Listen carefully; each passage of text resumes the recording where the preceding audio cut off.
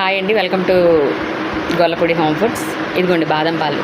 ఇవి మన ఇంట్లో ఓన్గా ప్రిపేర్ చేసే బాదం పాలు.